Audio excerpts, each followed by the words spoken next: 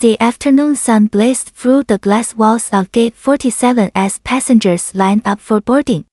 Marcus readjusted his navy blue suit jacket, gripping his leather briefcase with steady hands. His boarding pass read clearly, Seat 2A, First Class. He had earned this ticket, just like he had earned everything else in his life, through hard work, sacrifice, and service to his country. First-class passengers, you may now board, the gate agent announced. Marcus walked down the jetway, his polished shoes clicking against the floor.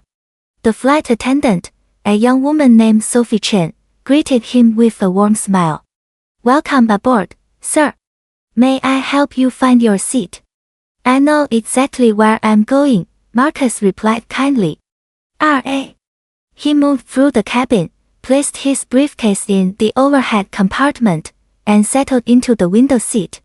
The leather was soft, comfortable. He closed his eyes for just a moment, grateful for the rest after 3 days of back-to-back meetings in Washington. Excuse me, a sharp voice cut through the quiet hum of the cabin. Excuse me, but I think you're in the wrong section. Marcus opened his eyes. A woman stood in the aisle, her blonde hair pulled back tight, designer sunglasses perched on her head. Her expression was a mixture of confusion and disgust. She wore expensive clothes, carried 3 shopping bags from luxury stores, and looked at Marcus like he was something she had stepped in. I'm sorry, Marcus said calmly. This is first class, the woman said, her voice rising slightly. I think you need to move back to economy. This seat is mine. Marcus glanced at his boarding pass again, then back at her. Ma'am, I'm in seat 2A. According to my ticket, this is exactly where I should be. The woman, whose name was Vivian Hart, laughed, a cold, brittle sound. That's impossible. Let me see your ticket. You probably grabbed the wrong one at the gate, or maybe you just thought you could sneak up here where you don't belong. Other passengers began to notice the commotion. A businessman across the aisle lowered his newspaper. An elderly couple 2 rows back craned their necks to see what was happening.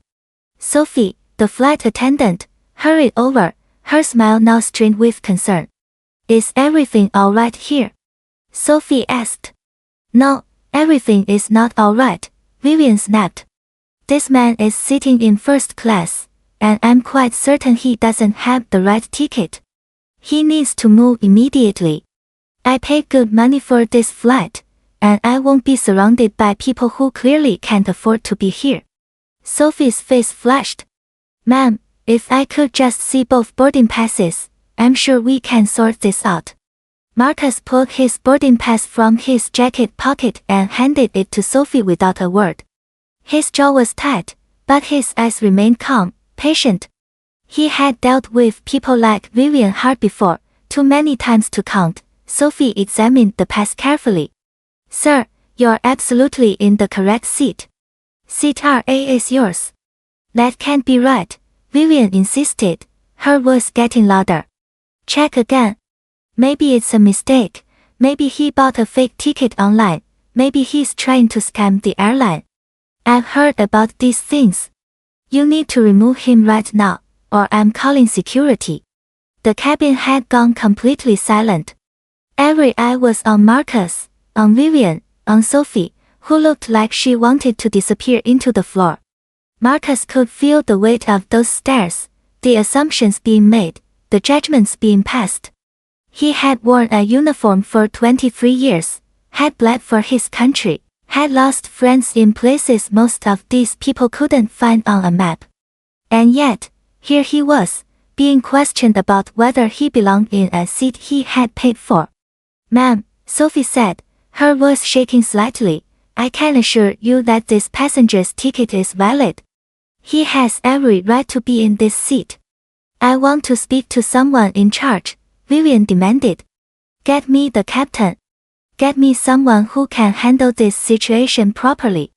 I refuse to sit next to someone who obviously doesn't belong in first class. Sophie nodded quickly and disappeared toward the cockpit. The silence stretched out, thick and uncomfortable. Marcus stared straight ahead, his hands folded in his lap. He wouldn't give Vivian the satisfaction of seeing him angry, wouldn't play into whatever narrative she had constructed in her mind. The businessman across the aisle cleared his throat. "Ma'am, maybe you should just take your seat. The man has a valid ticket." "You stay out of this," Vivian hissed. "This doesn't concern you." Footsteps echoed from the front of the plane. Sophie returned, followed by a tall man in a pilot's uniform. Captain James Foster had silver hair, kind eyes, and the bearing of someone who had spent decades making life or death decisions. He looked at Vivian, then at Marcus, and his entire expression changed. "Marcus," Captain Foster said, his voice filled with recognition and something else, something that sounded like awe. "Marcus Reed." Marcus stood slowly, extending his hand. "Captain Foster. It's been a while." The two men shook hands, and Captain Foster pulled Marcus into a brief, firm embrace.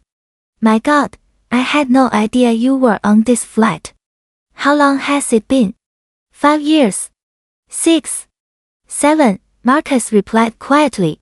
"Since Afghanistan." Vivian looked between the two men, her confidence beginning to waver. You know each other."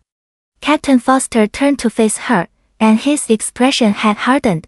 "Know each other? Ma'am, this man saved my life.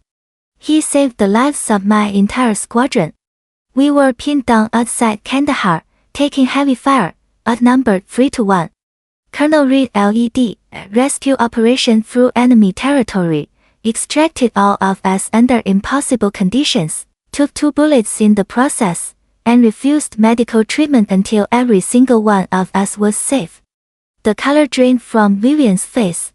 Other passengers began to murmur, whispers spreading through the cabin like wildfire. The businessman across the aisle stood up. Then the elderly couple. Then a young mother holding a baby. Then a teenager with headphones around his neck. One by one, every passenger in first class rose to their feet. Colonel Reed was awarded the Medal of Honor, Captain Foster continued, his voice carrying through the cabin.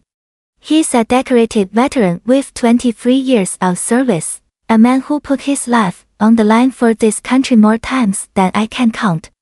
And you're questioning whether he belongs in first class." Vivian's hands trembled. Her shopping bag slipped from her fingers and fell to the floor with a soft thud. I didn't know." "You didn't need to know his military record," Captain Foster said firmly. "You just needed to treat him with basic human dignity and respect. He had a valid ticket. He had every right to be here. Your behavior was unacceptable, and it's not tolerated on my aircraft." Marcus raised a hand gently. "Captain, it's all right." "No, Marcus, it's not all right," Captain Foster replied. "This kind of treatment, this kind of prejudice, it has no place here, no place anywhere." The standing passengers began to applaud, a slow clap that built into genuine, heartfelt appreciation. Marcus felt his throat tighten, emotion welling up despite his efforts to remain composed. He had faced enemy fire, had stared down death, but this simple act of solidarity, this recognition, touched something deep inside him. Vivian stood frozen in the aisle, tears streaming down her face. "I'm sorry," she whispered. "I'm so sorry. I was wrong. I was completely wrong." Marcus looked at her for a long moment. He could see the shame in her eyes, the realization of what she had done, what she had assumed. Part of him wanted to be angry, wanted to lash out, wanted to make her feel the humiliation she had tried to inflict on him. But anger wouldn't change anything. Anger wouldn't make the world better. "We all have choices," Marcus said quietly. "We can choose to see people as they are, or we can choose to see them through the lens of our own fears and prejudices. You made a choice today, ma'am. I hope next time you choose differently." Sophie stepped forward. "Ma'am, I'm going to have to ask you to take your assigned seat, or we'll need to remove you from the flight." Vivian nodded, gathering her bags with shaking hands. She moved to her seat at the back of first class, her head down, unable to meet anyone's eyes. The passengers slowly sat back down, the energy in the cabin shifting from tense confrontation to something warmer, something hopeful. Captain Foster placed a hand on Marcus's shoulder. "It's truly good to see you, my friend. When we land, I'm buying you dinner. No arguments." Marcus smiled, a real smile this time. "I'll hold you to that, Captain." As Captain Foster returned to the cockpit and the flight attendants prepared for takeoff, Marcus settled back into seat 2A. He looked out the window at the runway, at the sky beyond, vast and open and full of possibility. The encounter with Vivian had been painful, familiar in the worst way, but the response from everyone else, the solidarity, the recognition, that was something new, something worth holding on to. The plane began to taxi, engines humming to life. Marcus closed his eyes again, but this time not from exhaustion. He thought about his years in uniform, about the men and women he had served with, about the battles fought not just overseas but here at home, battles for dignity, for equality, for the simple right to exist without question or suspicion. There was still so much work to do. Still so many hearts to change, so many minds to open. But moments like this, when people chose to stand up, to stand together, to reject hatred and embrace justice, those moments mattered. They were small victories in a much larger war, a war that would be won not with weapons but with compassion, understanding, and the courage to confront prejudice wherever it appeared. The plane lifted off, climbing into the afternoon sky. Marcus opened his eyes and watched the ground fall away below, watched his city become small and distant. Somewhere down there, other people were facing their own battles, their own Vivian hearts, their own moments of doubt and fear. He hoped they would find the strength he had found, the dignity that came not from what others thought but from knowing your own worth. Sophie stopped by his seat with a bottle of water and a warm smile. "Colonel Reed, thank you for your service." "Thank you for standing up back there," Marcus replied. "That took courage." "It was the right thing to do," Sophie said simply. "That's all that matters." As she moved away, Marcus took a sip of water and pulled a book from his briefcase. The confrontation was over, the moment had passed, but its impact would ripple outward in ways he might never see. Maybe Vivian would think twice before judging someone based on the color of their skin. Maybe the passengers who stood would carry that courage into other situations. Maybe, just maybe, the world was slowly, painfully, beautifully changing. The flight continued smoothly, cutting through clouds and sunshine. Marcus read his book, occasionally glancing out at the endless blue sky. He thought about his mother, who had raised him to believe in justice even when the world seemed unjust, who had taught him that dignity was something no one could take away.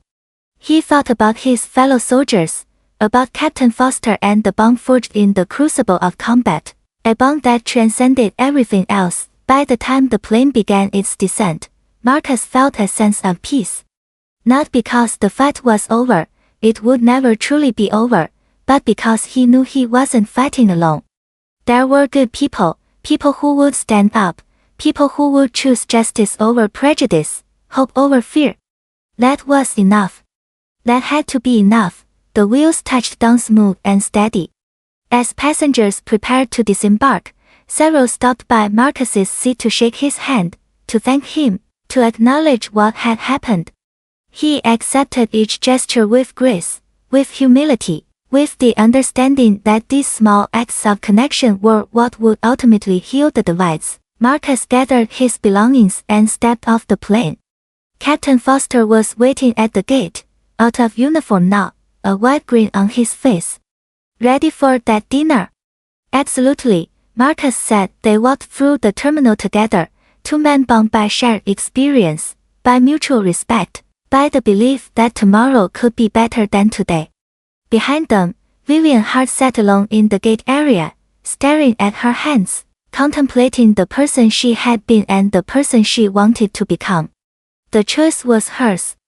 The choice was always hers. The sun was setting as Marcus and Captain Foster left the airport, painting the sky in shades of orange and gold. A new day would come, bringing new challenges, new opportunities, new chances to choose hope over hatred.